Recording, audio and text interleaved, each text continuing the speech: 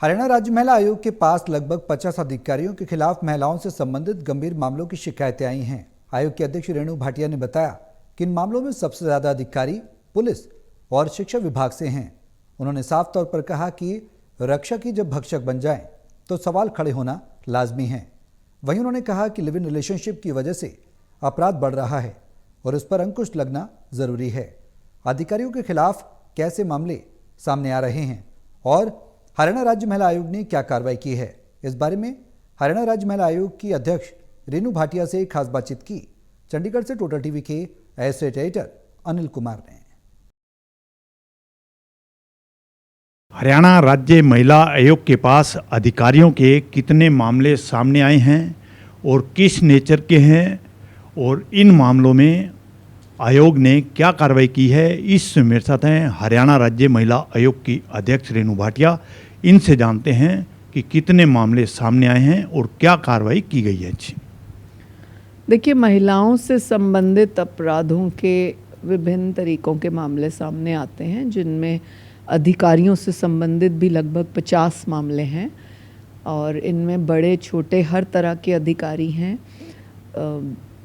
और मुख्य रूप से जो ये केसेस हैं ये काम से रिलेटेड, साथ काम करने वाली महिला के या सीनियर अधिकारी उनके साथ इस तरह से एक दो दोनों कपल अधिकारी हैं, ऐसे भी मामले सामने आए हैं। पुलिस के अधिकारी आपस में उनके डिपार्टमेंट में महिलाओं के साथ ऐसा प्रताड़ना हुई, ये मामले सामने आए हैं।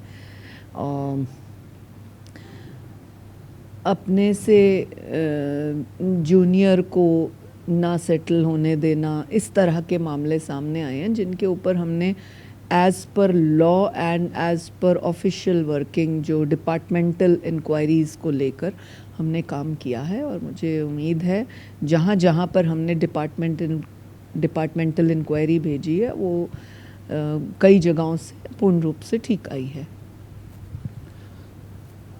मैडम, जिस तरह की आपके पास महिला को प्रताड़ित करने के मामले सामने आते हैं, कोई ऐसा मामला भी सामने आया है जो महिला ने आदमी को प्रताड़ित किया हो?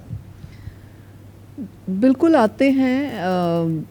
अपराध दोनों तरफ से होता है और ऐसे कई बार हमारे पास आया है कि लड़का अपनी बात लेकर आया है, परंतु अपनी मदर के उसमें आया है कि मेरी मदर 80 साल की हैं, 85 साल की हैं और मेरी वाइफ इनको मारती है। बीच में आपने ध्यान अगर आपको हो तो बल्लभगढ़ का एक बहुत बड़ा इस तरह का मामला था कि बहू जो है अपनी सास और ससुर को घर में बंद करके मारा करती थी, खाना नहीं देती थी।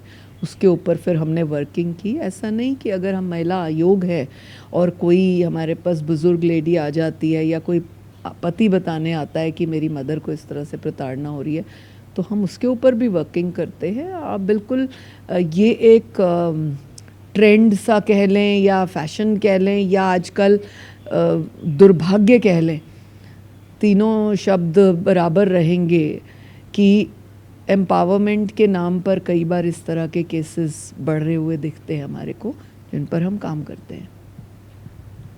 मैडम, आपने कहा है लिव इन रिलेशन की वजह से अपराध बढ़ रहे हैं, तो कैसे अपराध बढ़ रहे हैं?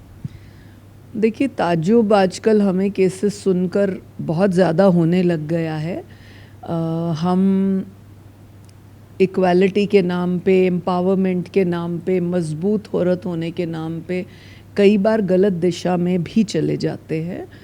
और लिव इन की जहाँ तक बात है, वहाँ पर हमने ये देखा कि अब लिव इन एक ऐसा अभिशाप बन गया है जहाँ कोई क्राइटेरिया नहीं है, न उम्र का, न जाति का, न समाज का, न रिश्ते का। कल परसों ही आपने देखा न्यूज़ में कि करनाल में एक प्रेमी जोड़े ने आत्महत्या की। अब वो क्या था? अपने साले की वाइफ के साथ पिछले 3 वर्ष से रिलेशन में हैं और दोनों के 2-2 बच्चे हैं। दोनों ने प्रेम के चलते आत्महत्या कर ली। यदि आपको करना ही था तो दोनों डिवोर्स ले लेते। अब आप 4 बच्चे पीछे से छोड़कर चले गए हो, किसकी बदौलत? और वो बच्चों के जीवन में दुनिया भर की बातें, उनका भविष्य क्या होगा। ऐसे ही मेरे पास पानीपत की हेयरिंग में एक केस आया जो मुझे बहुत ही अजीब लगा, दुख भी हुआ, सरप्राइज़ भी हुआ। रिश्ते को अपमानित करने वाला केस था। एक लगभग 70 साल का व्यक्ति और 61 साल की महिला पिछले 18 वर्ष से लिव इन में है। तब तो लिव इन ही नहीं था, लिव इन का कानून ही तीन एक साल से पास हुआ है। तो ये दोनों बुजुर्ग, जिनको हम बुजुर्ग की श्रेणी में लेते हैं, जिनकी उम्र के हमारे दादा दादी हैं, ये क्या कर रहे थे लिव इन में। अब उनका लिव इन का पोल कब खुला कि वो जो 70-75 साल का व्यक्ति है, उसकी पहली बीवी के मरने के बाद उस पहली बीवी से एक राहुल नाम का बेटा था, या उनका एक बेटा था यूं कह ले। उसको इस व्यक्ति ने कुछ किले ज़मीन दे दी, जैसा कि दिया जाता है। उसके बाद ये इस महिला के साथ लगभग पहली पत्नी मरने के 7-8-10 साल के बाद रिश्ते में आया। हमने पूछा कि आप लोग इस उम्र में लिव इन की बात कर रहे हो, तो कहते हैं एक आदमी इसे छोड़ गया था कि या को रख ले, तो मन ने रख ली। अब ये बड़ा सरप्राइजिंग था, भाई कोई तुम्हें बोलेगा रख लो और तुम रख लोगे किसी औरत को। और उस औरत का भी मुझे हैरानी हो रही है कि 65-66 साल की उम्र में अब वो कह रही है कि मैं तो इसके साथ लिव इन में थी, अब मेरी इससे बेटी है जो कि 20 वर्ष की होने को है या 18 वर्ष की, और वो मुझे कुछ दे नहीं रहा। यहाँ से एक्चुअली तो प्रॉपर्टी को लेकर पोल खुली।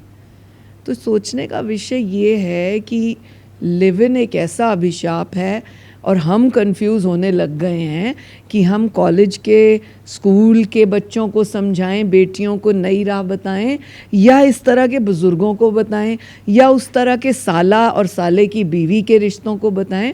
ये अब बहुत अचमंजस की बातें हो गई हैं कि किसको समझाएं। तो दुर्भाग्य ये है कि रिश्ते अपमानित हो रहे हैं, रिश्तों का जो है निरादर हो रहा है, और भविष्य खराब हो रहा है उन बच्चों का जिनको छोड़ कर माता पिता, एक पत्नी छोड़कर या एक पति छोड़कर जो आए हुए हैं, 2-2 3-3। अब एक केस हमारे पास पिछले दिनों में आया, एक व्यक्ति ने, उसके पहली पत्नी से 4 बच्चे हैं, अब उसने दूसरी पत्नी कर ली, अब तक उसके वहाँ से भी 3 बच्चे हो गए। और वो जो उसकी पहली पत्नी थी वो छोड़ के गई है, उसके पहले पति से 2 बच्चे थे, अब जहाँ गई है वहाँ 2 बच्चे। तो इस कपल ने 9-10 बच्चे तो वैसे ही पैदा कर दिया। 10 बच्चों का भविष्य क्या है, वो देश में अपना क्या फ्यूचर दिखाएंगे। तो चिंता अब हमें इन लिव इन वालों की वजह से बच्चों की होने लग गई है कि क्या डिसीजन लिए जाएं, उनको अधिकार कौन से पिता से, कौन सी माता से, लिव इन वाले फादर से या एक्चुअल फादर से दिलाया जाए। ये अब बहुत टेंशन का विषय बनता जा रहा है, जिसके ऊपर रोक लगना, कानून का बदलना, इन चीज़ों पर एक अंकुश होना बहुत ज़रूरी है।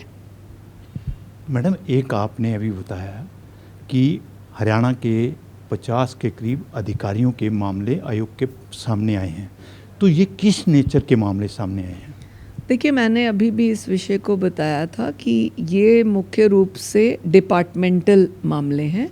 जैसे प्रिंसिपल है तो वो अपनी टीचर को प्रताड़ित कर रहा है, पुलिस का कोई अधिकारी सीनियर है तो अपनी जूनियर को प्रताड़ित कर रहा है, उसको बढ़ने नहीं दे रहा। तो हमारे पास एजुकेशन डिपार्टमेंट से भी बहुत आ रहे हैं, जिसमें मुझे ये दुख होता है कि आप प्रोफेसर्स, टीचर्स अपने जूनियर्स के साथ ये सारी हरकतें कर रहे हो। आप बच्चों को शिक्षा क्या दोगे, क्या पढ़ाओगे उनको, आप फ्यूचर क्या दे रहे हो।